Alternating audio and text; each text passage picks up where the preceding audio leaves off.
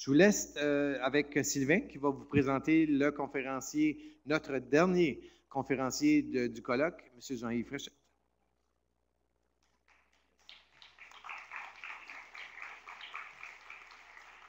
Merci. Je ne pouvais pas présenter Jean-Yves Fréchette de façon conventionnelle comme j'ai pu présenter hier soir un autre conférencier. Alors, je vais vous raconter une petite anecdote.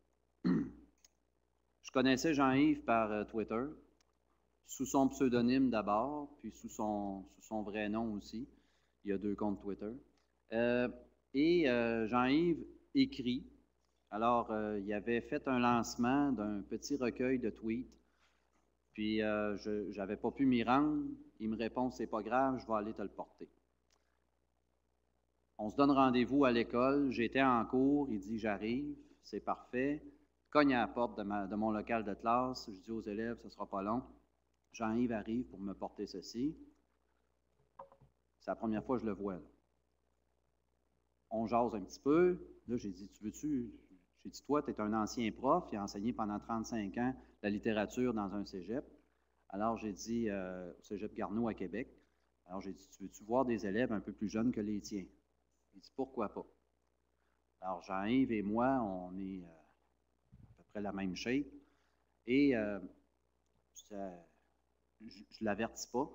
On entre dans la classe, j'ai dit, bonjour, j'ai dit, je vous présente mon père. Et il embarque. Je n'avais aucune idée qu'elle allait faire. Qu'est-ce qu'elle allait faire? Je ne le connaissais presque pas. J'ai pris le risque. Et ça a donné, après ça, un échange avec les élèves. Il y en a un qui dit « Hey, monsieur, je peux-tu vous serrer la main? » Je serre la main d'un auteur. Puis là, le ton était donné, c'était parti. On a eu une fin de période super intéressante. Alors, c'était le moment de la rencontre. Alors, c'est ça aussi, Jean-Yves Fréchette, c'est de la générosité, c'est de la créativité, parfois débridée. C'est un ancien enseignant. Il a donc pris sa retraite de l'enseignement, mais c'est encore un pédagogue hyper actif. Alors, sans plus tarder, je vous le présente, Jean-Yves Fréchette.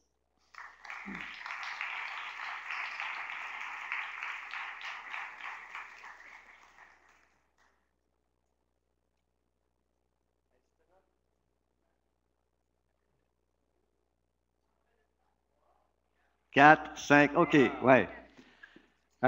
C'est pas une blague, là. Je suis tellement content d'être ici parce que ça fait quoi ma 4e année, 4e fois que je viens à Claire. Et puis, je me disais, un jour, je voudrais être ici parce que j'aurais le goût de partager des choses. Évidemment, on le fait toujours en privé, mais le faire comme ça, devant un vaste aéropage de personnes compétentes, c'est à la fois un honneur, puis c'est à la fois très intimidant. Alors, maintenant que j'y suis, puis je remercie Roberto, le comité de programmation, d'avoir retenu, j'allais dire ma candidature, parce que c'est un peu ça, pour vous parler du plaisir que j'ai eu en pédagogie. Et là, c'est un peu embêtant de faire ça, parce qu'on a toujours l'air, quand on parle de son plaisir, de vouloir se vanter. Et moi, je ne veux pas me vanter, je veux le partager. Et ce que je veux vous dire aujourd'hui, je veux vous dire que c'est pas si facile que ça d'avoir du fun, mais quand on en a, c'est diablement plaisant. Alors, j'aimerais partir de quelques éléments pour vous dire que exactement, je suis sur la même longueur d'onde que les gens qui ont dit que le futur était finalement pas intéressant. Moi, le futur ne m'intéresse pas. Ce qui m'intéresse, c'est d'être ici maintenant. C'est de savoir que ça fait boum, boum, boum ici, là, je le sens, là. OK? Ça, c'est intéressant. Le futur ne m'intéresse pas parce que si c'est le futur qui m'intéresse, je cesse de m'occuper de vous. Vous n'êtes plus là. Si je m'occupe du futur de mes étudiants, j'oublie tous les processus que je dois mettre en branle pour que leur propre futur devienne un présent un petit peu plus tard, mais un présent intéressant. Et une autre proposition qui pourrait être la mienne, c'est vous dire très humblement que c'est vrai, j'ai tout appris de mes étudiants. Et ce que je suis devenu au fil des ans, petite anecdote, le premier cours que j'ai donné quand je suis entré en classe, je me disais, hey, qu'est-ce que je vais leur dire un matin? Ça m'a pris 10 ans de m'apercevoir que une autre phrase que je pouvais faire, que je pouvais dire, c'était « Qu'est-ce que je vais faire ce matin? » Et 10 ans plus tard, j'étais en train de me dire « Qu'est-ce que je vais leur faire faire ce matin? » Et là, je me disais qu'en faisant ça, toute mon attitude était changée. Je voulais quelqu'un qui essayait de créer une espèce de mouvement dans lequel les gens allaient bien sûr s'engager. Et je vais vous dire que, et ça c'est très personnel parce que je n'ai pas lu ça dans aucun document officiel de mon département ni du ministère, mais peut-être que je lis trop mal ou que je ne les lis pas, je dois faire une confession ici. Le plaisir gouverne tous les apprentissages. Et s'il n'y a pas de plaisir, il n'y a rien qui se passe. Parce que là, ça devient plate. Et quand c'est plate, on s'ennuie. Quand on s'ennuie, on décroche. Et si on décroche, où s'en va-t-on? On file au gré des marées, on est transporté par les courants et on risque de s'échouer en quelque part où on ne voulait pas vraiment aller. Et quand je dis plaisir, pour moi, c'est pas quelque chose de débridé. C'est que le plaisir, en pédagogie, me semble-t-il, est toujours le résultat d'un investissement qui est celui des joueurs dans un jeu. Il faut bien le dire, une classe, c'est un jeu. Et un jeu, c'est la chose la plus sérieuse du monde. Un jeu, il y a des joueurs, il y a des règles du jeu, il y a des conventions, et il y a à la fois des échecs et des succès. On peut perdre au jeu comme on peut gagner. Et quand on gagne, diable que c'est le fun, et à moins de jouer au solitaire, le jeu nous permet toujours de nous acheminer vers un plaisir partagé. Mais c'est pas si facile d'installer que ça dans une classe.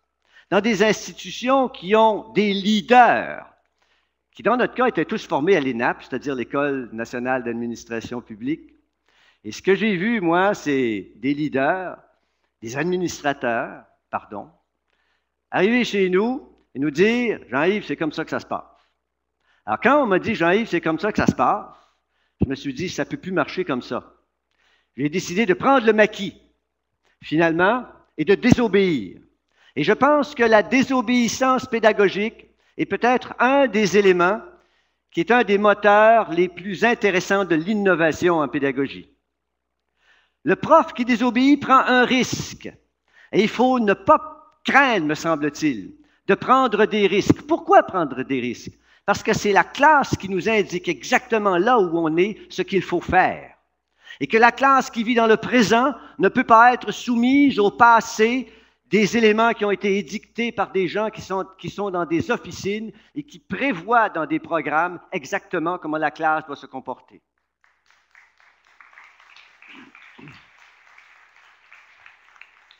Alors, vous ne serez pas surpris de m'entendre dire que j'ai un peu hacké l'éducation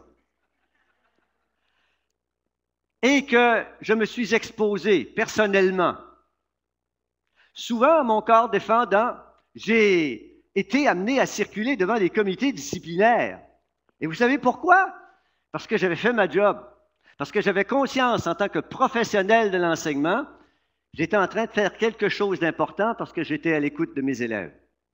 Mais ça ne s'est pas toujours passé comme ça. J'ai eu des alliés aussi. J'ai eu des vrais leaders. J'ai eu des gens qui m'ont dit « Hey, vas-y, t'es capable, en way ». Et quand j'ai eu ce type de leader, je vous jure, à chaque fois il se produisait la même chose, j'aurais monté les marches de l'Oratoire Saint-Joseph à genoux, uniquement parce que je trouvais ces gens-là stimulants, parce qu'ils me permettaient, moi, à la fois de m'exprimer devant mes classes. Alors, j'ai travaillé avec beaucoup de mots, et c'est ça que je trouve intéressant ici. Je n'ai pas les mots des spécialistes en sciences de l'éducation. J'ai travaillé avec des mots intuitifs, souvent en termes d'antithèse, et je voudrais vous les nommer. J'ai travaillé donc avec ces couples souvent antithétiques, la passion et le plaisir, pour moi c'est important, le concret et l'abstrait, l'intuition, la réflexion, le réel, l'imaginaire, le travail et la méthode, le langage et le discours, l'action et la rétroaction, la précision et l'improvisation, la construction et l'hybridation, la rapidité et la lenteur, et bien sûr la forme et la formule. Et quand je parle de forme et de formule, bien entendu, je pense aux formules qui étaient celles des physiciens qui réussissaient à concentrer l'univers dans quelques lettres. Mais je parle aussi de la forme. De la forme, c'est-à-dire de cette façon toute élégante, toute synthétique, de nommer les choses et de permettre en sorte qu'étant si compactes dans leur formule, qu'elles puissent être simples à comprendre. Parce qu'une formule, et c'était Rimbaud qui disait ça, je cherche le lieu et la formule. Et je pense à la formule poétique de Rimbaud ici. Je ne pense pas à celle toute mathématique ou toute physique d'Einstein, ou celle d'Heisenberg, ou celle de Schrödinger. Je pense à cette formule que je cherchais et qui aurait pu me permettre de synthétiser ma propre démarche en pédagogie, et en pédagogie de l'écriture, parce que je suis un prof d'écriture, de poésie, de français, de communication, en quelque chose de si simple que ça pouvait devenir partageable et compréhensible par le plus grand nombre, et particulièrement par mes élèves. Alors pour moi, écrire, c'est quoi? Écrire, c'est tracer des signes. Et là, vous allez me dire, mais oui, ça tombe sous le sens. Oui, je sais, ça tombe sous le sens, mais il faut parfois répéter ces choses-là pour qu'on puisse bien les avoir en tête. C'est tracer des signes sur une surface. Et alors, ce qui est assez intéressant là-dedans, c'est que cette espèce de truisme ou de lapalissade ou de vérité qui est partagée par tout le monde fait en sorte que on oublie, ça devient tellement évident qu'on oublie s'arrêter à l'essentiel. Et toute ma formation, finalement, en faculté de lettres, a été une formation qui a consisté à dire, ben écoute, quand tu vas enseigner, là, ben, ce que tu vas faire, tu vas t'occuper des signes, tu vas t'occuper des mots, tu vas voir comment les mots sont organisés dans un texte. Y a-t-il des éléments de récurrence? Y a-t-il des éléments qui construisent un double sens? Y a-t-il des éléments qui nous permettent de jouer sur la musicalité? Les signes, c'est quand même la chose qui est porteur de ce qui est essentiel dans le texte, du message, de l'émotion, de l'imaginaire. Et alors, quand j'ai commencé à enseigner, je ne faisais que de m'occuper des signes. Et je vérifiais auprès de mes élèves si ma compréhension que j'avais des signes était la même que la leur. Et quand il y avait discordance, schlac, je pénalisais. Vous voyez le genre de plaisir que j'avais, hein? Et alors, je me suis dit, si on s'occupait aussi des autres éléments, parce que tracer des signes, il faudrait peut-être regarder les autres éléments. Quand on trace, on met le corps en mouvement, la gauche ou la droite, selon qu'on est droitier ou gaucher. On devient ambidextre au clavier. On devient avec un seul doigt quand on ne sait pas trop comment on marche. On devient avec nos 2 pouces, etc. Bref, on trace des signes. Et jamais dans nos classes, jamais, on pose la question des outils traceurs. C'est occulté complètement. On ne parle pas de ça. On ne parle pas de ça parce que ça tombe sous le sens qu'il ne faut pas en parler. Et bien entendu, on ne parle pas non plus des surfaces. On se dit, écrire un texte, c'est écrire sur une feuille 8,5 par 11 ou dans un cahier Canada avec un stylo bic, et on vient de régler, évidemment, le sort de l'écriture. Alors, la question que je me posais à ce moment-là, c'était si j'avais une approche un peu poétique de l'interprétation de cette équation-là, qu'est-ce qui se passerait? Alors, bien sûr, j'aurais à la soumettre aux 4 grandes opérations que reconnaît la rhétorique traditionnelle, à savoir adjonction, suppression, permutation, substitution.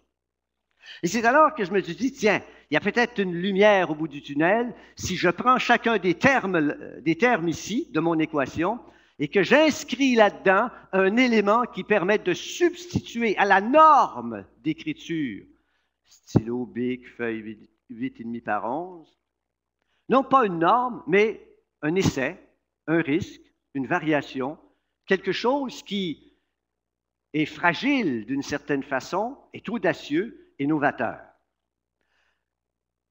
Et en plus, on ne parle jamais des protocoles de production.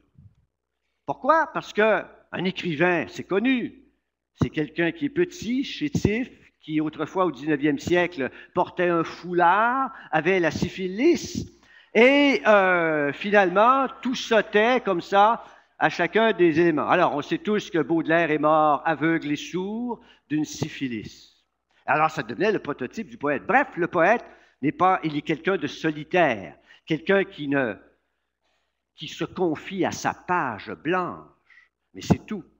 Et si c'était autre chose, si on remplaçait justement la solitude du poète par la multitude du groupe, si on essayait juste de faire ça, si on disait que le protocole de production d'un texte ne pourrait pas être quelque chose de solitaire, mais quelque chose qui appartient à la tribu et quelque chose qui appartient à la meute. Si on mettait ensemble plusieurs individus et qu'on leur demande de dire « Travaillons ensemble pour faire un texte », que se passerait-il? Et c'est dans cet esprit-là que j'ai essayé de substituer aux éléments de l'équation quelque chose qui me permettrait d'être audacieux, mais d'atteindre cet objectif essentiel, me semble-t-il, énoncé par Rimbaud.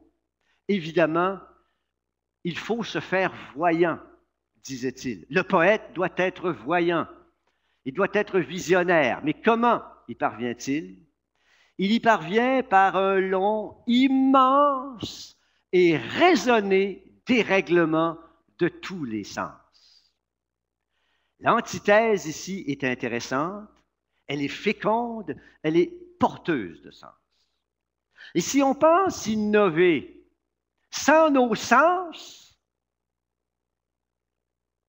on n'ira pas très loin, parce qu'on ne ressentira pas le plaisir de l'innovation. Et si on pense innover uniquement en déréglant les codes actuels, sans prendre la précaution d'inscrire soi-même sa propre démarche dans une structure qui inclut l'analyse, le raisonnement, l'évaluation de la prise de risque, on risque fort, à un certain moment donné, carrément de prendre le champ. Et en parlant de champ, c'était donc de dire, tracer des signes sur une surface. Je me suis dit, pourquoi ne pas prendre le champ carrément? Et remplacer mon stylo bic par une charrue, et remplacer ma feuille, mon cahier Canada ou de ma tablette, par une autre feuille un peu plus longue, qui aurait 1,6 km de long. Et au lieu de travailler tout seul dans mon coin, pourquoi est-ce que je ne pourrais pas demander à une équipe de maîtres laboureurs de labourer un champ, d'écrire un texte avec d'autres outils que ceux avec lesquels on était habitué? Et c'est devenu un projet que j'ai appelé Agrotexte. Un projet qui a été un truc extraordinaire, qui m'a révélé des choses incroyables. Et ce que j'ai découvert là-dedans, je vais expliquer un peu comment ça s'est passé. J'ai une maison à la campagne, à Saint-Ubalde de Portneuf. Je prenais mon café, puis je regardais le champ, et je disais, ouais, c'est le fun, ça. Je pourrais peut-être labourer le mot texte dans le champ. Alors, je vais voir le propriétaire du champ qui s'appelle Luc Cossette. Je dis, Luc, tu ne voudrais pas m'aider à labourer le champ? On pourrait labourer ça.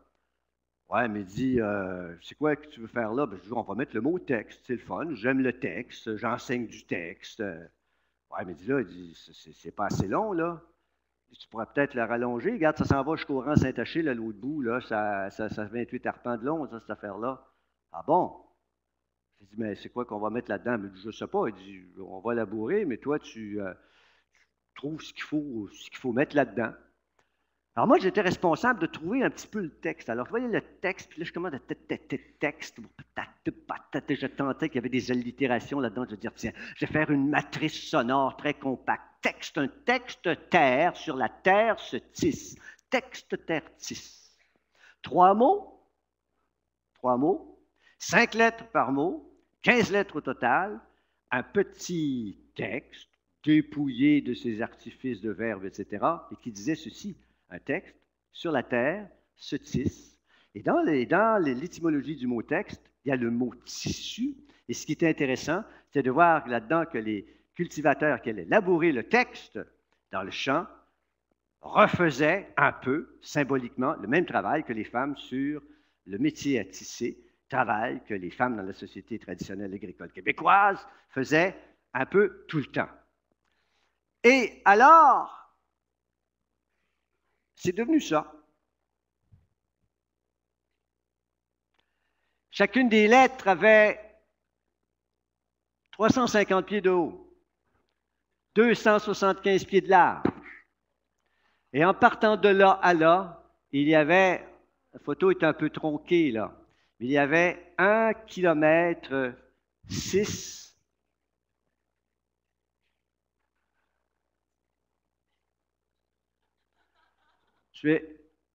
On va aller ici.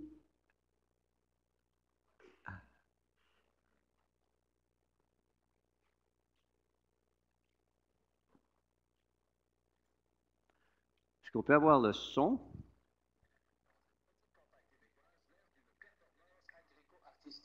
Sans précédent. C'est à Saint-Hubald, comté de Portneuf, qu'une équipe de laboureurs professionnels a sculpté dans la terre le plus long agrotexte du monde. 3 mots labourés en lettres de 300 pieds de hauteur et 250 de largeur. Texte, terre, tis.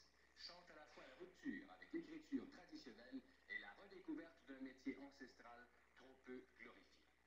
Jean-Yves Fréchette, écrivain, concepteur du projet et auteur de ces 3 mots, nous ont éclairé la solidité.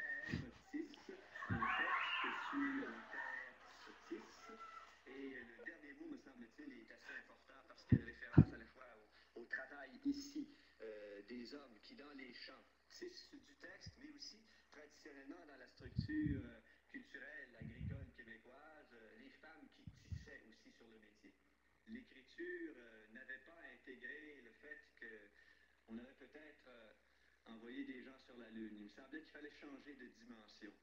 Et c'est peut-être ce que les laboureurs de Saint-Hubald ont voulu dire d'abord qu'il ne suffisait plus d'écrire sur une feuille 8,5 par 11. Il s'agissait peut-être d'avoir une feuille qui aurait peut-être 1 mille de long et 2 arpents de large.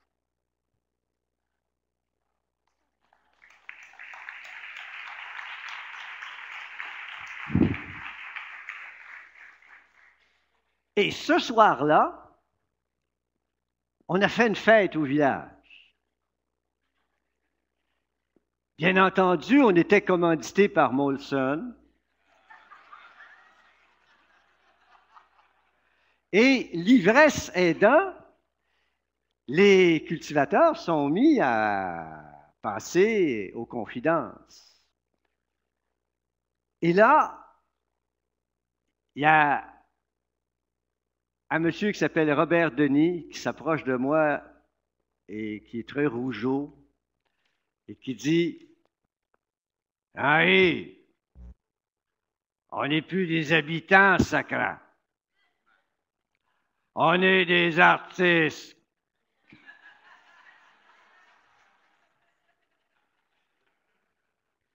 Et ce que je trouvais étonnant dans le propos de Robert, c'était qu'ici, il avouait bien candidement, mais avouait que la rime y était, qu'il y avait eu chez lui une transformation profonde. Il ne se percevait plus, lui et son groupe, comme étant des gens de l'arrière-pays, mais des gens dont le travail et cette espèce d'attention à la méticulosité du trait pouvaient les projeter très loin devant. Et alors, depuis le début de ce projet-là, je leur avais dit, écoutez les gars, si le projet marche, j'ai dit, moi je m'engage à faire une chose avec vous, je vais faire tout ce que vous me demandez. Ils ont dit, ah oui, OK. Ben, ils ont dit, on aimerait ça avoir une clinique de labour. Ah bon, c'est quoi une clinique de labour? Ben, une clinique de labour, c'est un moment où il y a quelqu'un qui vient nous dire comment ajuster nos charrues. Alors là, je fais des démarches, et là, je réussis à entrer en communication avec un monsieur qui s'appelle Jean-Claude Marcil et qui était le champion canadien du labour, qui était classé 3e au monde. Autrement dit, c'était le Wayne Gretzky de la charrue, là. Alors, je l'invite à Saint-Hubald et toute la journée du samedi, il y a eu cette clinique de labour où les gars ont ajouté les charrues pour que le lendemain, d'une façon très fière et très nette, le crayon soit bien aiguisé.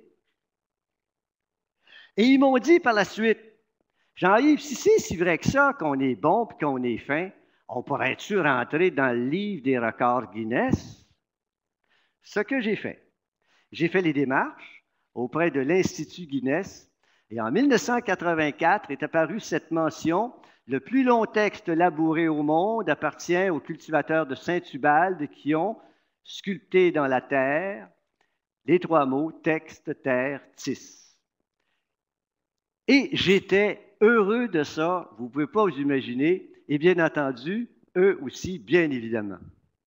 Et alors, ça a été pour moi, cette expérience-là, une expérience d'enseignement véritable. Bon, vous allez me dire, tu n'étais pas à l'école. Bien entendu, je n'étais pas pour commencer quelque chose d'aussi hasardeux que de faire de l'écriture dans un champ puis d'essayer des protocoles nouveaux à l'intérieur des murs de l'école. Si j'avais scrappé une génération parce que j'avais fait un programme qui avait été complètement inutile et dont on se serait aperçu des impasses quelques années plus tard, hein, qu'est-ce qui serait arrivé dans l'école? Mais ce que j'ai appris, c'est ceci. J'ai, dans ce projet-là, accepté de perdre le contrôle du projet. J'ai accepté de ne pas avoir peur d'être fragilisé. Il y en a qui m'ont dit, « Hey, toi, le Niflet, tu viens de la ville, tu ne connais pas ça. » J'ai accepté. J'ai rétrogradé dans la hiérarchie du groupe. J'ai privilégié le processus plutôt que le résultat.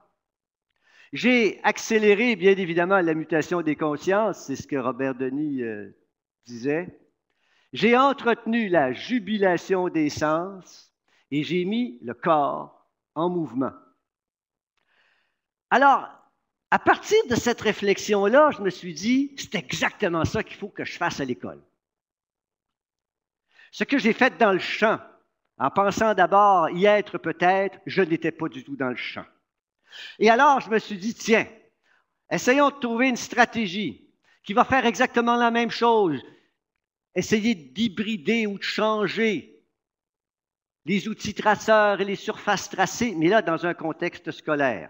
Et là, je suis allé voir les conseillers pédagogiques de la commission scolaire de la Beauce et de Chemin. Et je leur ai vendu un truc, mais absolument invraisemblable. Ils m'ont cru, là. Je ne sais plus comment j'ai procédé, mais je leur ai dit, écoutez, on va essayer quelque chose, là. OK? On va essayer de déployer dans le paysage une bande de texte qui va avoir plus de 160 km de long de Jackman à Lévis. Je dis, comment on va faire ça? Je dis, c'est bien simple. Les profs de français, la dernière composition française qu'ils font, OK? Tous les élèves de la commission, aussi bien du primaire que du secondaire, on va leur demander d'écrire ça sur une petite bande de papier jaune au lieu de l'écrire sur une feuille 8,5 par 11. On dit, OK, ça ne change rien. Ça ne change rien, sauf que là, il s'est passé des choses extraordinaires. Alors moi, je suis allé dans toutes les écoles. Il y avait 10 000 élèves qui ont participé au projet, tous les élèves de la commission. Et qu'est-ce qu'ils ont fait? Ils ont pris les rouleaux de bande jaune qu'ils ont déployés dans le gymnase. Et les élèves étaient là en train d'écrire comme ça.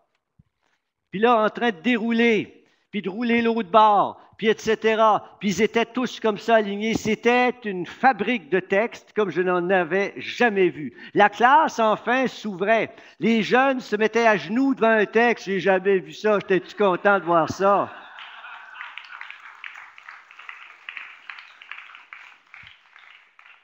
Et ce que c'est devenu, on a appelé ça l'itinéraire du texte. Et on s'est dit, ce texte-là, on est capable d'en faire un livre, à condition de faire exactement ce qu'en font les professionnels du livre et qui commencent par relier les feuillets. Alors on s'est dit, toutes les bandes qui sont là, tous les textes des 10 000 élèves, on va les relier, on va les coller l'un à l'autre. Et alors, on a obtenu, évidemment, 160 km de texte. Et là, j'ai travaillé avec des gens avec qui j'avais jamais travaillé. J'ai travaillé avec des sculpteurs. On s'est inventé un livre. On s'est dit, on va se prendre un grand rouleau, un grand dévidoir. Je suis allé chercher un rouleau à Hydro-Québec sur lequel on embobine le fil. J'ai attaché à ça, évidemment, des engrenages, un pédalier qui pouvait permettre de faire tourner la bobine. Et là, pendant tout ce temps-là, on s'est mis à attacher puis à embobiner sur le rouleau le texte en question. Bien évidemment, ce qu'on a fait par la suite, on l'a installé sur un camion qu'on a promené dans le paysage. Et on a évidemment déroulé ce texte-là qui partait de Jackman jusqu'à Lévis. Mais quand on arrivait dans les villages, on était attendus. Les élèves qui étaient là, ils voyaient apparaître leur texte. Ils étaient contents. Ils disaient, « Oh là là, on peut faire une fête. » Et là, c'est un projet qui mettait en scène 2 profs. Enfin, 2 types de profs, ce que je veux dire. Il y avait plusieurs. Il y avait les profs de français qui avaient travaillé pour donner des consignes. Alors, ils avaient fait exactement des poèmes, soit des petits récits, une petite nouvelle, bon, peu importe. Ils faisaient exactement ce qu'ils faisaient, sauf qu'on a changé juste la bande. Puis, les profs d'art plastique, ils ont dit, on va prendre des roches, puis on va faire des dessins dessus, puis quand le papier va arriver, on va prendre le papier, puis on va le mettre sur le papier pour pas qu'il parte au vent, pour que le monde puisse le lire. Et là, les parents sortaient et ils venaient, évidemment, sur le bord de la route, lire les textes des enfants. Alors, tantôt, quand on parlait avec, j'allais dire, beaucoup de conviction de cette idée que les parents doivent se rapprocher du travail des enfants, ça s'est fait quasiment, j'allais dire, un peu par accident. Je ne savais pas que ça pouvait être comme ça. Je l'ai découvert à ce moment-là. Je vais juste vous montrer un petit truc qui va vous permettre de voir comment ça s'est passé. Est-ce qu'on a du son? Il faudrait avoir beaucoup de son parce qu'il y a des élèves qui parlent au début, là. Plus de son. Écoutez bien ce qu'ils disent. Bon, c'est la vidéo de 1984, là, OK, on comprend.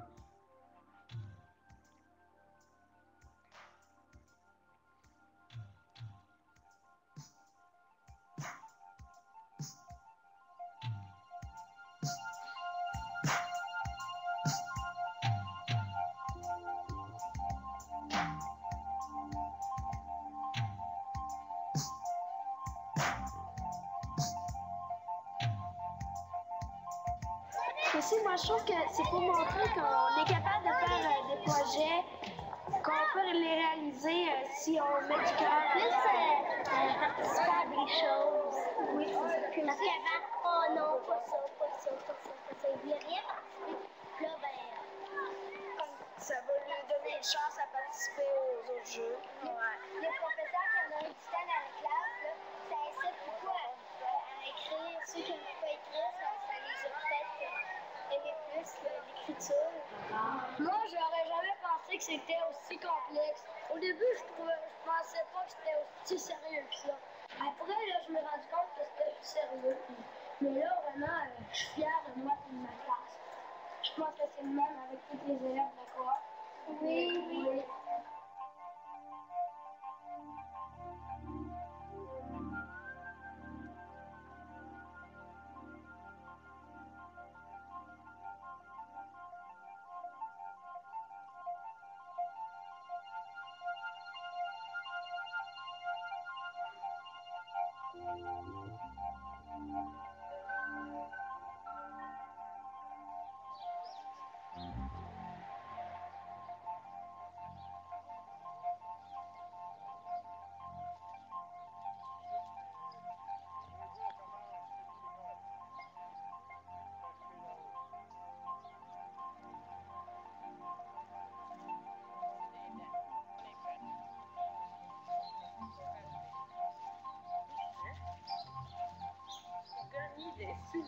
C'est ma fille, ça. Un drôle d'hasard, hein?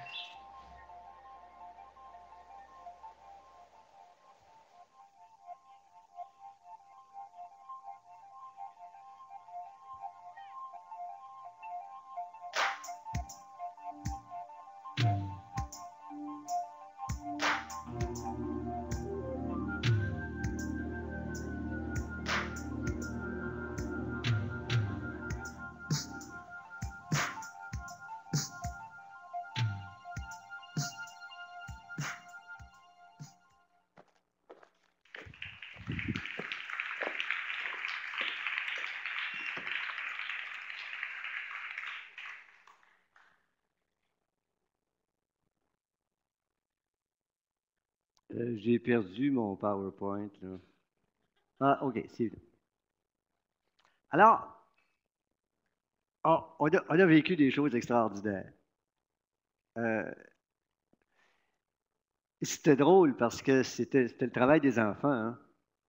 Et nous, quand on passait, on distribuait des travaux d'écoliers. C'est juste ça qu'on faisait. On disait aux gens, venez les lire. Et là, on arrivait dans les villages.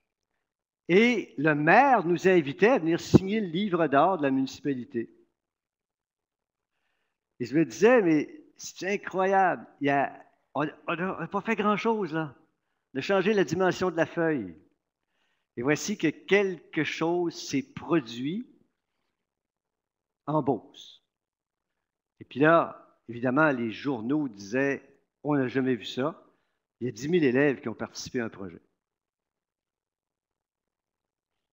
Et ce que les enfants disaient là-dedans, et moi, ils m'ont suggéré des mots, je ne les avais jamais entendus, là. C'est pour ça que le son est un peu mauvais, mais ce que j'ai retenu, il y a des enfants qui disent « Hey, on peut faire des projets ». C'est-à-dire qu'on peut construire quelque chose à long terme. On peut le faire en groupe. Et il y a une autre petite fille qui disait « Hey, c'est le fun, moi j'aime écrire comme ça ». Et il y a un autre enfant qui disait « On est vraiment fiers d'avoir fait ce qu'on a fait là. » On pensait que c'était fou au début, mais là, maintenant qu'on le fait, on est vraiment fiers de l'avoir fait. Bon. Alors là, je vais essayer ça, évidemment, au primaire pour le secondaire. Là, le temps passait, puis je me disais, oui, mais moi, je fais quoi là, au cégep? Là? Parce que c'est là que je travaillais, moi. Alors, j'étais bon ailleurs, mais chez nous, il se passait quoi, là? Puis entre-temps, ben là, l'informatique arrive. Et là, évidemment, comme tout le monde, en 85, je suis séduit par l'arrivée du Macintosh. Puis, il se passe quelque chose d'assez incroyable. Je m'aperçois que moi, je peux bricoler là-dedans sans trop me tromper, puis avoir du plaisir. Puis, je montre ça à mes étudiants, puis ils disent « Oui, c'est super, ça va bien ». Alors là, on s'est dit, et j'avais 2 groupes d'étudiants avec qui j'étais diablement complice. Et je leur dis ceci. On pourrait-tu, à un moment donné, en réseau, produire en une semaine, à l'aide d'ordinateurs, à ciel ouvert, 20 livres d'artistes différents avec des mots venus autant de pays? Parce que je leur avais dit, on va se faire un projet. On dit, comment on organise ça? Ben, ils ont dit, on aimerait que ce soit le fun, que ce soit dans un beau local. Ouais, j'ai dit, local au cégep, là, oubliez ça, là. Oui, okay. On peut-tu le faire dehors? Parfait. On veut que ce soit le fun, que ce soit un bel environnement. Excellent. Ah, puis on aimerait avoir des Macs, bien entendu, puis on aimerait au moins en avoir un par personne, puis on aimerait pouvoir travailler à l'heure qu'on veut, on aimerait que ce soit 24/7, on aimerait que toi, tu sois tout le temps là, bien évidemment, avec d'autres profs, pour que tu puisses nous dépanner si jamais ça va pas bien. On aimerait être bien logé, on aimerait, bon, etc., etc. Fait que là, moi, j'écoute tout ça, puis là, je réunis un autre groupe d'étudiants, puis j'ai dit, on va se faire un petit comité, puis on va se monter un projet. Mais j'ai dit, là, il faut que ce soit vraiment le fun. Et là, il y a un mot dans la tête des jeunes. Quel est le mot qui convient pour une activité qui est le fun? Ça s'appelle comment? Hein? Oui, je l'ai entendu, là. Hein? Voilà, on s'est dit, on va se faire un party textuel. Et alors, évidemment, on a travaillé beaucoup, là, parce que c'est pas rien faire ce qu'on a fait là. Mais ce qu'on a fait, c'est qu'on s'est installé dans le champ. OK?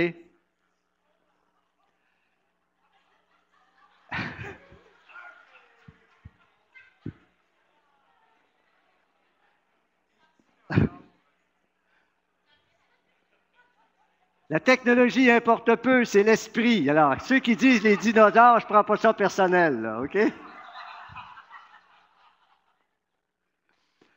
Et alors, on s'est installé, mais on s'est bien installé. Hey, c'était épouvantable. Regardez le filage qu'il y a là. On avait mis le filage dans plein champ.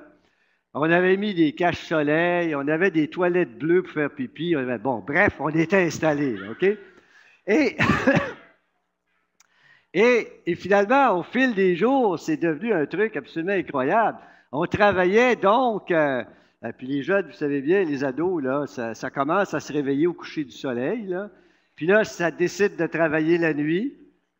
OK? Puis il y en a qui passaient la nuit, là. Tu sais, le matin, c'est encore à l'ouvrage, là.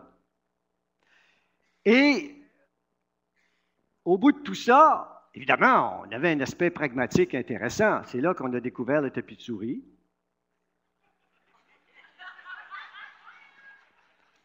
On a soumis des propositions à des gens qui travaillent sur le mobilier, qui font des recherches en ergonomie pour avoir des tables qui ont de l'allure. Et tous ceux qui travaillent sur la redéfinition des classes, là, on voit des plans apparaître, il faut faire disparaître les pupitres, etc. Là. C'est bien ce que vous faites, vos petits îlots de table, mais il y a mieux.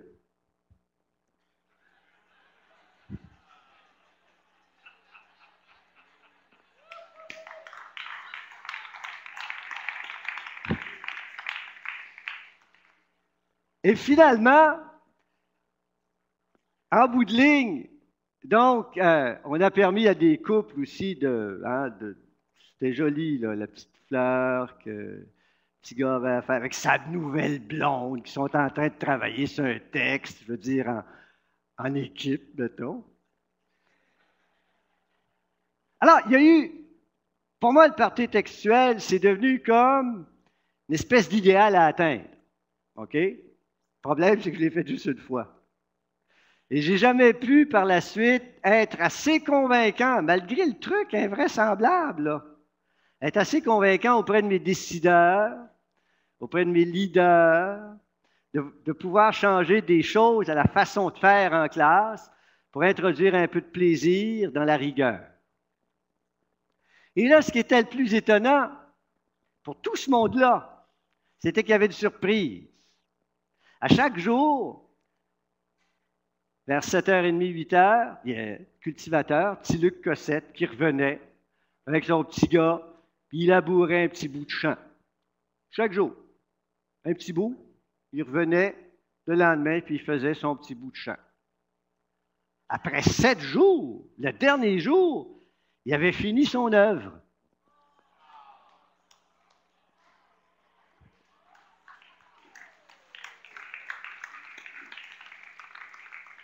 Et cette pomme-là avait 100 mètres de diamètre.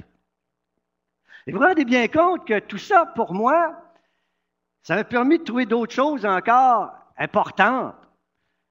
Comme le fait, un prof peut être un entrepreneur. Un prof peut négocier des contrats. Un prof peut aller chercher des commanditaires. Un prof peut devenir sa propre PME. Un prof peut avoir des complices de l'industrie. Un prof peut être, au fond, en rupture de banc avec la politique institutionnelle. Un prof peut travailler en dehors des heures de cours prévues par la convention collective. Un prof peut avoir du fun.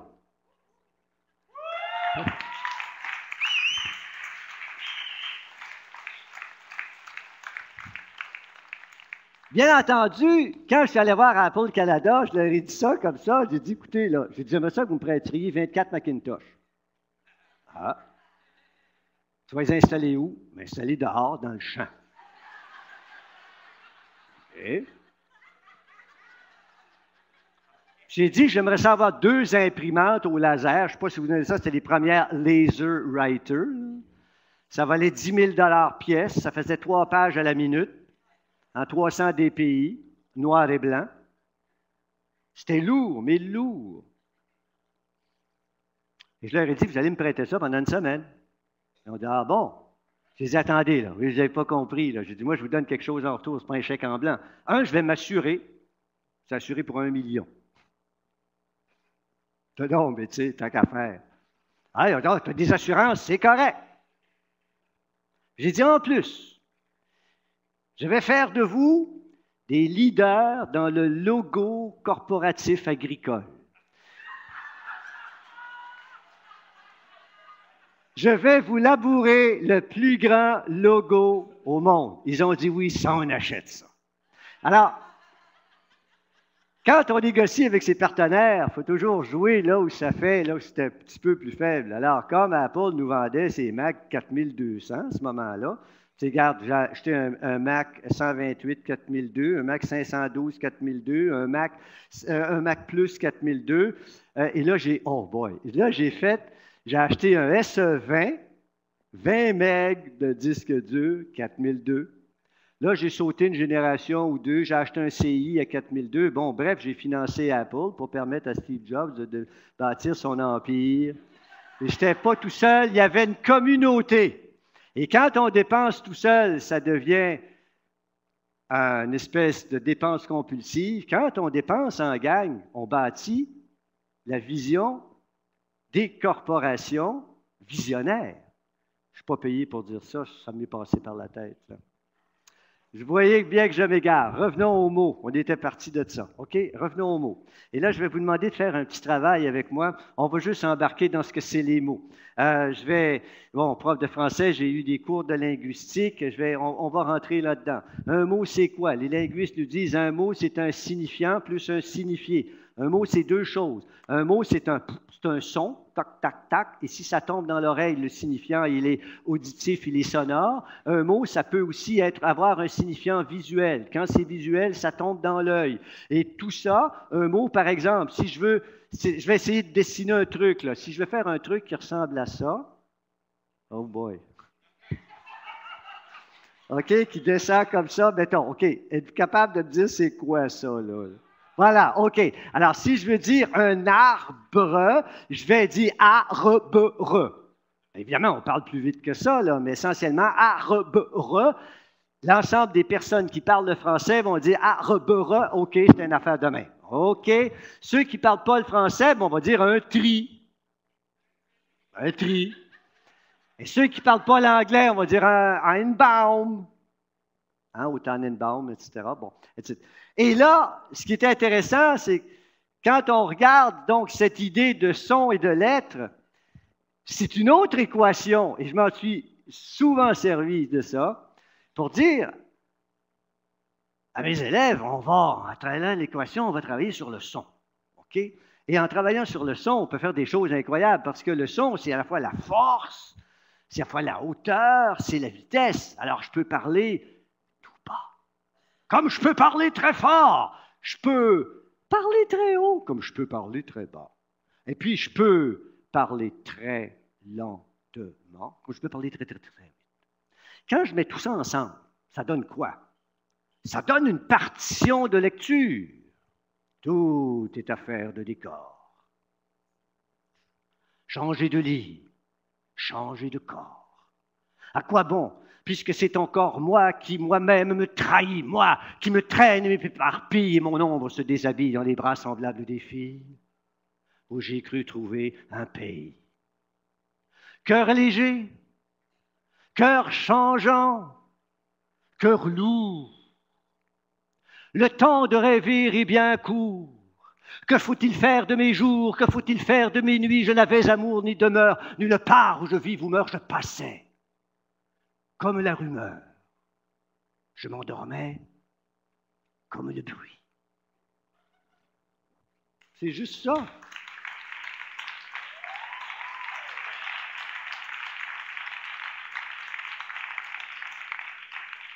Et là, je leur ai dit, écoutez, on ne lit pas n'importe comment. On va se faire des partitions de lecture. Et quand vous faites vos partitions de lecture, nécessairement, vous allez tomber sur le rythme, la sonorité et le timbre. Et là, vous allez voir que vos textes vont prendre de la prestance. Pourquoi? Parce qu'ils seront médiatisés par votre instrument qui est votre voix, lequel est l'écho de votre corps. Puis ils me croyaient. Puis ils le faisaient. Alors moi, j'avais des gens là, qui récitaient le lièvre et la tortue. C'était génial. Il y en a qui m'arrivaient avec des affaires, c'était complètement sauté. Et là, je me suis mis à m'amuser et à avoir du plaisir d'une façon incroyable. Mais on peut aussi dire que c'est des lettres, le signifiant. Et là, on est entré dans un autre registre qui était de dire, au lieu de mettre l'accent sur la forme du son, mettons l'accent sur la forme des lettres. Et j'ai eu des travaux de ce type-là, de façon incroyable. Et je me suis mis à me retrouver dans la position où je recevais un salaire pour avoir du plaisir. C'était très égoïste comme démarche, je l'avoue. Mais c'était le fun. Et le plaisir était partagé. Et puisqu'on est dans les volatiles et qu'on est dans les oiseaux, essayons de voir un autre oiseau.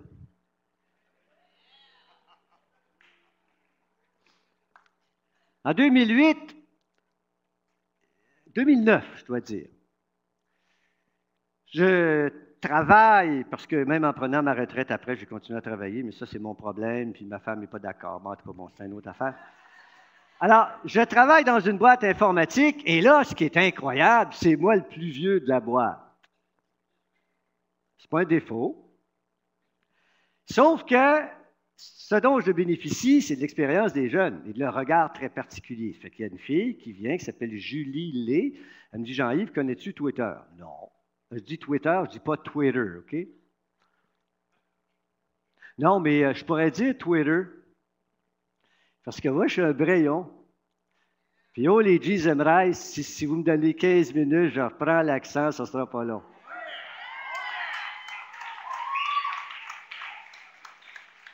Alors, donc, en tout cas, ça, là,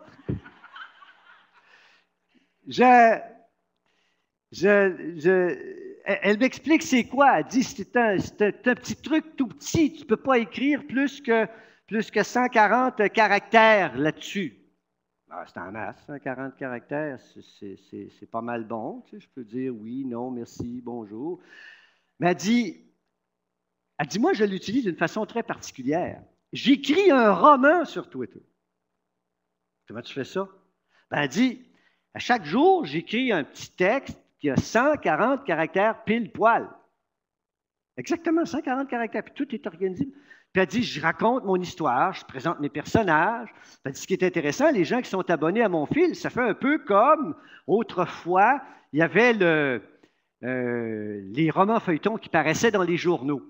Alors, c'est un peu la même chose. L'histoire arrive découpée par petits fragments de 140 caractères. Et puis, c'est digeste, on est capable d'en prendre un peu. Et là, je regarde dans Twitter, puis là, je découvre une communauté extraordinaire. Il y a déjà des gens qui font de la poésie là-dedans. Là. Il y a déjà des gens qui n'utilisent pas le hashtag, ni le arrobas, ni le HTTP, etc. Les gens ne font que de l'écriture. Et là, la réflexion que je me faisais, je me dis, mais c'est fantastique, c'est tout petit. Quand on commence, OK, moi j'ai fait ma première année à l'Académie Monseigneur Conway. C'était pas Sœur Julienne, c'était Sœur Yvonne. Y en a-tu qui sont nés en 48 à Edmundston? Ici? Donc, peut-être vous connaissez. Donc, il n'y a personne de ma classe ici, c'est plate, on aurait pu aller prendre. Hein? Non, mais j'aurais aimé ça. Non, parce que ça. Non, mais. Sœur Yvonne, toute une pédagogue. J'arrête un petit peu, là, mon 140. Là. À un moment donné, à l'école, j'écrivais de la main droite, parce que c'était obligatoire. J'écrivais de la main droite. Puis à la maison, j'écrivais de la main gauche. OK? Fait qu'à un moment donné, il y a une visite des parents à l'école, puis maman s'aperçoit que j'écris de la main droite. Fait que là, on va voir Sœur Yvonne. Elle dit, Sœur Yvonne, elle dit, Jean-Yves, tu toujours de la main droite? Elle dit, ben oui. Elle dit, c'est drôle, à la maison, il écrit de la main gauche. Là, Sœur Yvonne a eu une intervention extraordinaire, puis c'est là qu'elle m'a eu. Elle m'a dit, Jean-Yves, tu vas aller au tableau et tu vas écrire de ta plus belle main d'écriture, Léa, a bu de l'eau. Elle dit, il faut que ce soit beau. J'arrive, je prends la craie. Là, j'ai dit, OK, il faut que ce soit beau. Allons-y de la gauche. Et là, j'ai écrit Léa a bu de l'eau, puis ce temps-là, je suis gaucher. Bon, c'est un dégât. Mais quand même, qu'est-ce qu'avait fait Sœur Yvonne? Fille d'Isabelle, faut-il le dire. Elle avait dit, Jean-Yves, elle avait écouté le besoin de l'enfant que j'étais. Et je savais très bien que ma latéralité passait par la gauche, tout comme... bon, non, je ne m'embarque pas là-dedans. OK. Alors, je me mets à méditer sur le 140, mais je me dis, c'est-tu fantastique? OK, 140 divisé par 10, puis 10, vous savez très bien que c'est par là que transite toute l'information, c'est le 1 ou le 0. En informatique, tu n'as ou tu n'as pas, tu n'as, tu n'as pas, tu n'as pas, tu n'as, etc. Bon, alors ça te fait un truc, ça fait 14, puis 14, c'est un chiffre magique. 14, c'est le nombre de l'infini chez Borges. 14, c'est le nombre de vers dans un sonnet. 14, c'est le nombre de syllabes dans l'alexandrin espagnol. Mais 14, moins 14, c'est la température qui faisait clair à matin. C'était le 14 juillet, le 14 février, carbone 14, la guerre de 14, de midi à 14 heures. Puis c'était aussi les 14 chapitres de Tweet Rebelle, parce qu'à un moment donné, Sylvain vous a dit que j'avais fait un petit livre. Bon, comme ça, c'est juste des tweets. Il y a 1001 tweets là-dedans, et puis ils sont divisés en 14 chapitres. Allez donc savoir pourquoi. Et quand Julie Lé me dit, mais on peut faire de la poésie dans Twitter, alors comme j'avais un peu honte de ma personnalité civile, j'ai dit, je vais me déguiser, je vais m'appeler Pierre-Paul Plot. OK, bon, Pierre-Paul Plot, je trouvais ça beau. C'est une allitération, c'est au niveau de textertis, Pierre-Paul Plot, c'est la même affaire.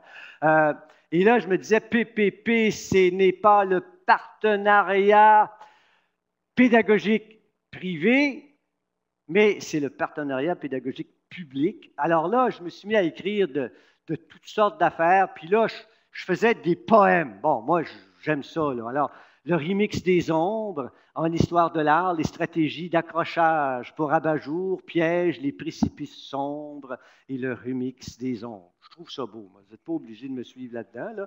Mais, oh, ouais, ça c'est quelque chose. Vous savez que, alors, le corps religieux est une patère d'où pendent les accoutrements. Le corps civil, lui, est tout nu. Nu de A à Z, tondu, lisse, net, nu. J'ai failli présenter ça comme mémoire à la commission des accommodements, machin, là, mais je me suis retenu. Bon, alors, voyez bien que moi, je m'amuse là-dedans et que j'ai toujours eu cette tentation de tester mes devoirs personnellement, là, avant de les donner à mes élèves. À chaque fois que je leur donnais un devoir, je le faisais. Toutes les fois, j'ai toujours fait ça. Alors, je te demandais d'écrire un texte, je le faisais. Puis là, on arrivait en classe, et puis là, évidemment, il y avait des textes qui étaient meilleurs que d'autres. Alors, je lisais les 3 meilleurs, puis je lisais le mien. Et je ne gagnais pas tout le temps. Et celui qui gagnait, c'était la classe qui votait, il y avait 100. Et on lui pardonnait même quelques erreurs d'orthographe. C'était son bonus pour avoir, bien entendu, été sélectionné et par l'ensemble de l'Assemblée. Alors, je me suis dit, tiens, il y a quelque chose d'intéressant là-dedans. Si on ramène ça au niveau de la forme, il y a dans Twitter ce que les théoriciens appellent la rhétorique du bref et de la concision. On a-tu besoin? Regardez, là, ça fait combien de temps je parle? Ça fait un bout de temps, Roberto, combien?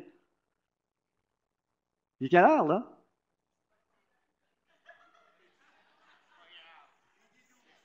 OK. Alors, du bref et de la concision, mais OK. Mais ce que je vois ici, c'est que je vois émerger un ensemble de nouvelles pratiques, des pratiques mobiles, des pratiques nomades, des pratiques qui sont portables, des pratiques numériques, mais surtout des pratiques qui sont sociales.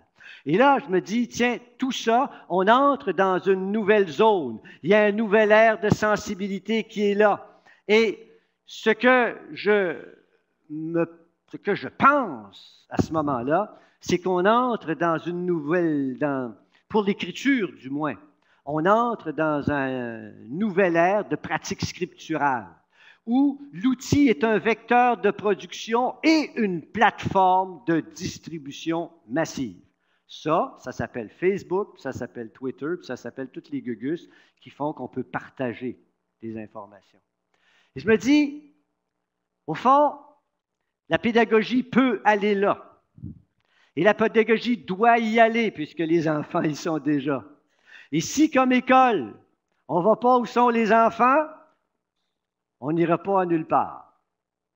Et là, j'essaie de voir quelles pourraient être des complicités accrues entre toutes les sphères de compétences développées par les enfants pour les mettre en synergie et pour leur permettre d'acquérir un sens supplémentaire. Et là, comme par exemple demander à des enfants qui font de la photo de dessiner un bas de vignette qui, lui, soit un tweet. Et que l'ensemble de ça, alors ça, c'est un projet que je fais avec un vrai photographe. Alors, lui fait les photos, moi, je fais les trucs en bas. Là. Le tissu de la nuit, disparaître sous des cheveux d'ombre, la tête chevauchant les tissus de la nuit, les mains émiettant des raccourcis. Alors, je l'ai testé, ça marche. Là. Alors, ma tentation, c'est de dire, les enfants, on s'embarque d'un projet. On va faire un livre. Ça va s'appeler un e-book. On va mettre ça quelque part, ça va être gratis. Vos parents vont pouvoir le lire. Vous allez pouvoir le distribuer, vous connaissez tout ça. Bon, alors, l'idée qu'on puisse véritablement introduire dans notre pédagogie des vecteurs de changement personnel et collectif, qu'on puisse aussi travailler un petit peu, j'allais dire, sur une mutation tranquille des structures scolaires, ça m'apparaît diablement intéressant. Et c'est ce qu'on voit ici. Chaque personne ici est venue nous dire, on est des vecteurs de changement. Chaque personne est venue nous dire, voici comment je le fais. Et chaque personne nous apporte un tout dans lequel on va puiser des parcelles qui font notre affaire pour les intégrer à même nos sensibilités de prof, notre propre désir de changement, mais surtout à travers ce qu'on perçoit dans le présent, en face, les petits pits qui sont là, dans la classe, qui ont le goût d'être ailleurs. Non, non, vous êtes là, les enfants, vous êtes là. Hey, on s'en va ensemble, on fait quelque chose. Et là, je suis tombé d'un autre délire, mais ça, c'est une autre patente, là. Bon. Alors, j'ai dit, tiens, puisqu'on travaille en twittérature, on va se faire un institut de twittérature comparée. Et là, bien entendu, on va se faire un manifeste de 14 tweets qui ont tous 140 caractères pile-poil. Puis on va se donner une mission qui est de faire la promotion de la twittérature comme à la fois un objet d'apprentissage, mais comme une pratique scripturale autonome, structurante. Hey, j'ai jamais dit ça de ma vie, là. C'est clair, tu sais. Et en même temps, on va travailler, nous, les adultes, là-dedans, à créer un modèle où le plaisir va être partageable. Et là, j'ai travaillé avec des complices, avec Monique Lachance, avec Nathalie Couzon, avec Annie Côté, avec Sylvain Bérubé, et on s'est fait un premier festival de twittérature comparée, à l'occasion duquel on a quoi? Ben, à l'occasion duquel on a fait un concours de twittérature international. Et là, il y a eu des cérémonies de remise des prix qui étaient extraordinaires, outre-Atlantique, ici. Et Nathalie Couzon gérait cette espèce de protocole où elle était présente tout le temps. Parfois, on pouvait y être tout le monde ensemble, parfois non. Mais on était là, puis moi, j'étais extrêmement ému. En France, dans une classe, à un moment donné, il y avait le directeur de l'école, il y avait les parents, il y avait le maire, je pense, du village, il y avait le directeur. Ils étaient là en train de recevoir à distance un prix pour le concours de twittérature. Et là, je me dis, là l'école est rendue loin.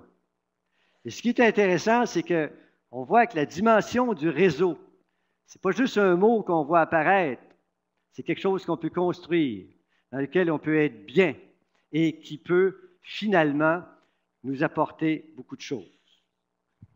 Si vous scannez ça, vous allez trouver quelque chose. Je ne sais pas si vous êtes capable de le faire.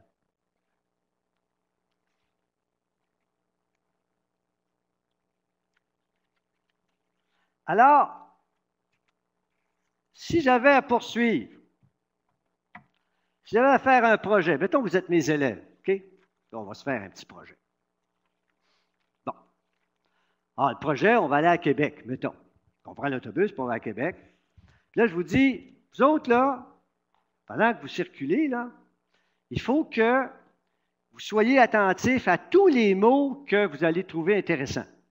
Les mots. OK. J'ai dit, vous les photographier, puis après, on va prendre ces mots-là, puis on va faire un texte avec. Fait que vous partez, on part à Québec, vous photographiez des mots, puis vous revenez. Au retour, je vous demande vos mots. Et là, j'ai la surprise de voir que vous avez apporté ça. Et là, vous me dites, mais c'est quoi que vous avez fait là? Vous avez fait un lexique. OK?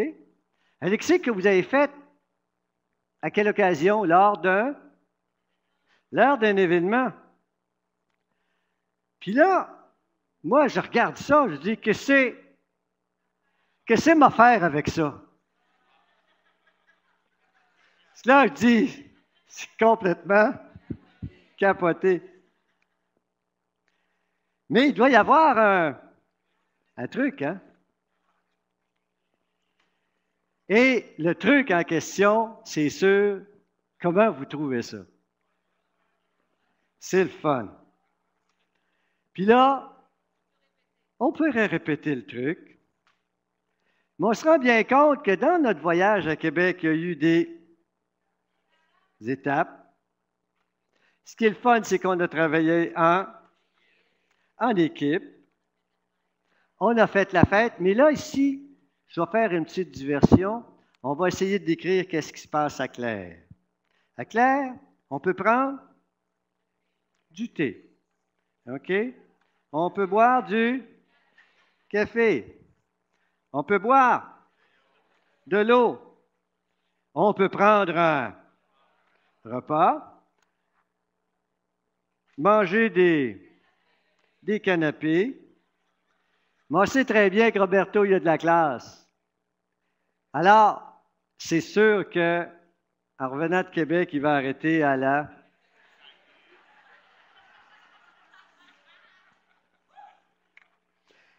Et que tout le monde dans la salle va se mettre à tweeter ça.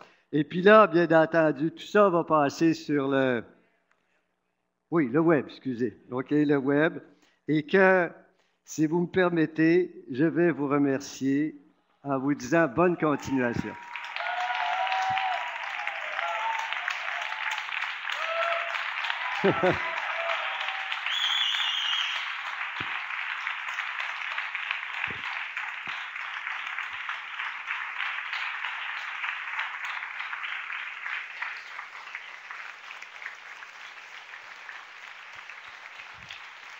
Merci.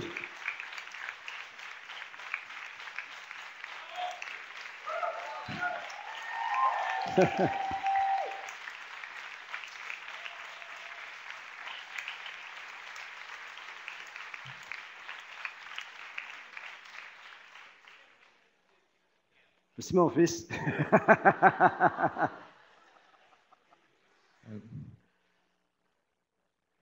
Alors, comme remerciement à Jean-Yves, j'ai juste envie de dire, amène-moi un tracteur, on va écrire 3 fois merci sur 1 000 de long, puis ça va être parfait. Sylvain, est-ce qu'on a le temps pour des questions? Oui. Alors, est-ce qu'il y en a qui auraient des questions à poser à Jean-Yves quelques petits instants? Alors, une première question pour Jean-Yves. Oui. Tu vas-tu bien? Je vais super bien. Merci. Je suis très content.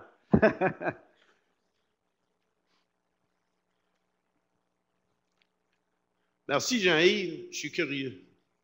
Je suis curieux parce que lorsque tu nous as montré la photo des agriculteurs qui ont commencé à labourer le terrain, puis je me questionne, est-ce que tu avais donné les paramètres requises pour arriver à tes dimensions nécessaires, Oui. ou que tu as laissé la liberté d'expression à ces agriculteurs-là pour arriver à ton rendement final? OK. La réponse, c'est que je leur ai laissé aucune liberté. J'ai fait exactement comme l'intervenante précédente qui nous a montré que la pédagogie inversée, c'était diablement, c'était du stock, comme on dit. De la même façon que votre collègue qui est derrière, dont j'oublie le nom, là, qui est un espèce de fou furieux, qui fait un truc absolument incroyable aussi. Je veux dire, le prof, il prépare ses cours. Là. Agrotexte, pour moi, c'est 1 an de travail. Ben, c'est pas rien, là. Je vais voir des cultivateurs, puis je leur ai dit, regarde, je ne prends pas mon temps, là. Puis si je ne vais pas avec les bonnes personnes au début, si je n'accroche pas les leaders, si je ne négocie pas leur confiance, puis si je ne leur dis pas, les gars, vous allez être fiers de vous autres, puis le monde va être fier de vous autres en tabarouette, puis ça va être le fun. Alors moi, je suis allé voir Luc Cossette. J'ai dit, Luc, on pourrait labourer. Je savais que lui, il le ferait tout seul.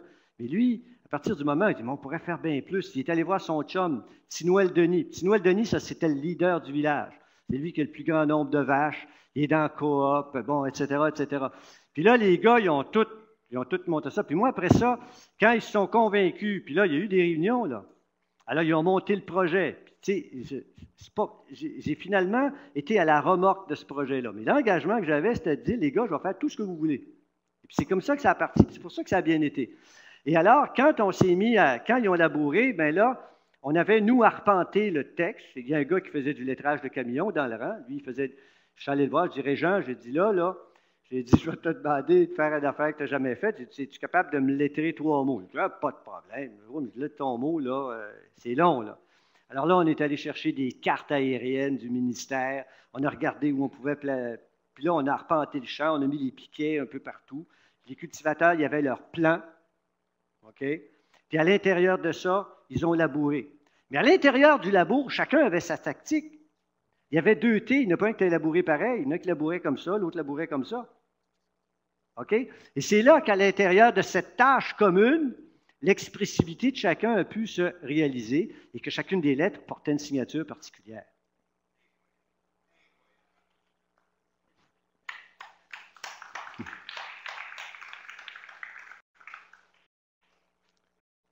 D'autres questions?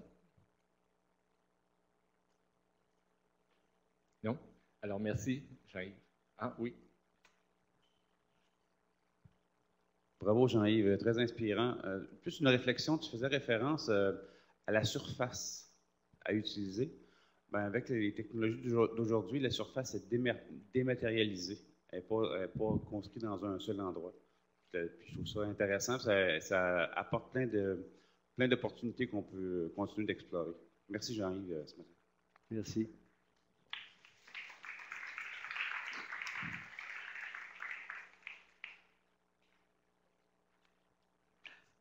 Ah, hey, excusez-moi, j'ai oublié de vous montrer, juste pas longtemps. Je voulais juste vous montrer Ah ouais, c'est une anecdote, mais qui pour moi est très drôle.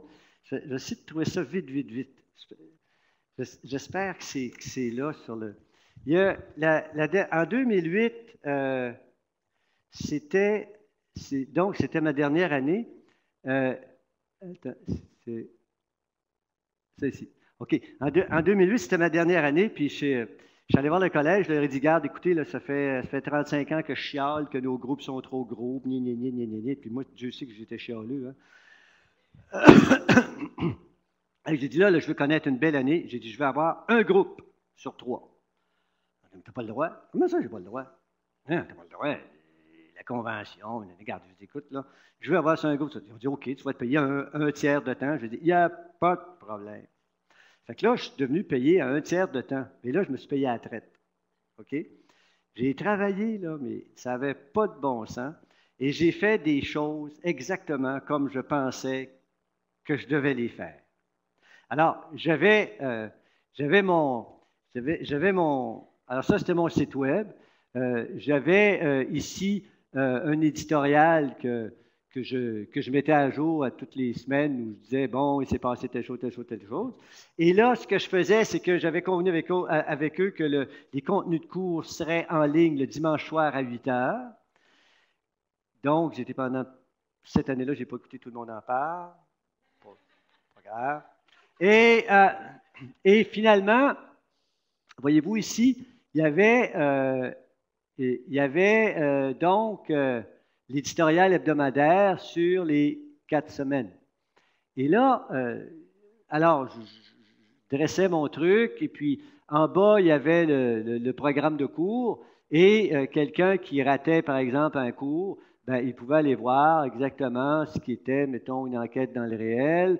Et puis, bon, alors ici, on apprend qu'aujourd'hui, votre professeur va s'absenter. Alors là, parce que je n'étais pas là, j'apparaissais à la TV, quoi. Et je me suis rendu compte que j'ai fait plein d'affaires, je ne savais même pas ce que je faisais. Là, je viens d'apprendre ce matin que c'était de la pédagogie inversée.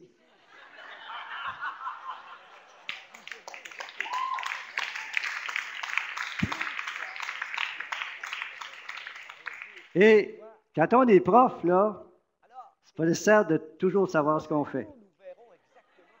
Il s'agit juste d'y croire.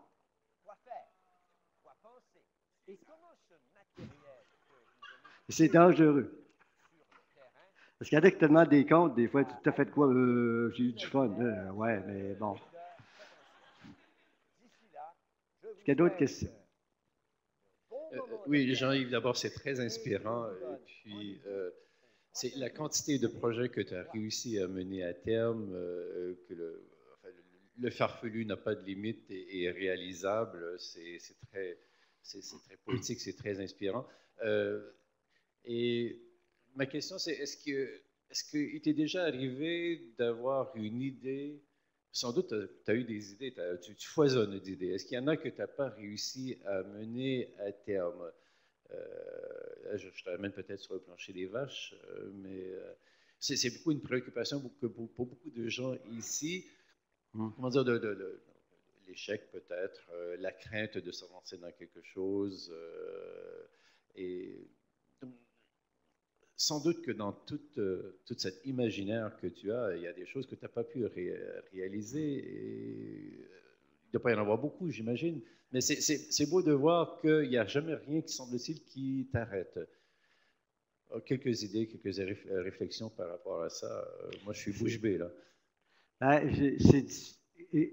Écoute, les idées que je ne croyais pas faisables, les projets que je ne croyais pas faisables, je ne les ai jamais démarrés. Ah, il y a une question de flair là-dedans aussi. Là. On se connaît, on connaît sa classe, on sait là, jusqu'où ils peuvent aller. Là. On connaît ses collègues, parce que moi, j'ai toujours travaillé, ça a l'air de rien, mais bon, c'est moi qui fais le show, là, mais je n'étais pas tout seul, là, on était un département, je travaillais avec les techniciens. Moi, j'ai travaillé avec les techniciens, là, c'est incroyable. Quand je faisais des cours de communication orale, les jeunes, ils passaient en studio. À un moment donné, on avait un projet, c'était fantastique, ils devaient faire un téléjournal. Alors là, comme ils m'avaient vu avec une cravate, je mets une cravate. Alors là, je leur disais, là, vous mettez une cravate. Les petites filles, vous mettez un costume, vous empruntez un collier à maman. OK? Bon, puis là, je veux que vous soyez là, correct. Et là, ça commençait, on était dans le studio, 3 caméras, un régisseur, OK, 5, 4, 3, 2, 1, générique, zoom in. Puis là, le générique passait, puis là, le petit gars était là, puis là, il savait qu'il devait regarder, évidemment, la caméra dans l'objectif. On avait fait plein d'exercices là-dessus. Les 2 mains posées sur le truc, cravate, costard, mesdames et messieurs, bonsoir et bienvenue au Garneau Journal. En manchette ce soir, puis là, il y avait ces 3 manchettes. Okay? Mais d'abord, au bout du fil, notre reporter Michel Saint-Gelais, qui nous parle directement de la réserve de Wendake, où il s'est produit un événement spectaculaire. Alors, Michel, qu'avez-vous pu observer? Alors là, Michel, il commençait à faire son reportage, et lui, là, c'est le pire, ça, j'ai eu peur cette fois-là. Il était allé avec une caméra la semaine précédente filmer un arrivage clandestin de cigarettes. Alors là, on voyait ça, et puis là, on voyait les trucs, puis lui, il commentait son affaire, il avait apporté la bande, puis là, mon technicien, impeccable, tout c'était Radio-Canada, c'était incroyable. Alors là, on avait ça, on avait les conditions de ski au Mont-Sainte-Anne. T'imagines-tu, il y a un petit gars qui fait du ski, je fais mon travail, je m'en vais au Mont-Saint-Anne. Quand ça arrive le temps, il appelle au collège, puis il passe, puis il dit les conditions de ski, puis etc. Alors moi, j'avais une grande carte, puis je mettais à chaque fois une petite épingle sur le lieu d'où provenait le reportage. Aujourd'hui, ça s'appelle Google Maps, là. Mais c'était ça. Alors, l'idée d'être actif dans le milieu, l'idée de raisonner, l'idée d'être l'écho des vraies choses qui se passent, l'idée de se sentir utile en quelque part par rapport à toutes les dynamiques culturelles, sociales, économiques. Il y en a un qui était allé interviewer Marcel Aubu, juste avant qu'il vende des Nordiques. Il ne l'avait même pas dit. Mais alors, des choses comme ça, des défis. Et puis, à chaque fois que, tu sais, c'est un peu l'idée, là, tu sais, quand si je sentais que ça pouvait ne pas marcher, je ne le faisais pas. J'en ai eu un, oui, j'ai eu un échec, je vais te le dire. C'est pas un échec, c'est un projet qui est tombé à l'eau, là, OK? Mais je ne l'ai pas fait parce que c'était irréalisable. À un moment donné, l'itinéraire du texte, au début, la version, c'était qu'on installait, je ne sais pas, 1000 pupitres entre Mérici puis le Musée du Québec. Puis là, la feuille se passait de dactylo en dactylo, puis il y avait des dactylos. L'image était incroyable, c'était irréalisable, trouver 1000 dactylos. Puis là, on a fait des scénarios avec des camions de transport UAL, puis toute la patente. Ça n'avait aucun bon sens. Mais j'y ai pensé. Alors, on peut y penser, mais à un moment donné, il faut s'arrêter. Tu sais, il y a des choses qu'on ne peut pas tout faire parce qu'il y a des limites physiques. Mais je vois encore ça, 1000 pupitres avec des dactylos. Tu sais, là, la feuille se passait. Je trouvais ça beau.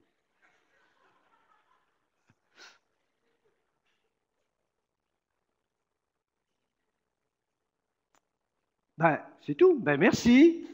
Et bonne continuation.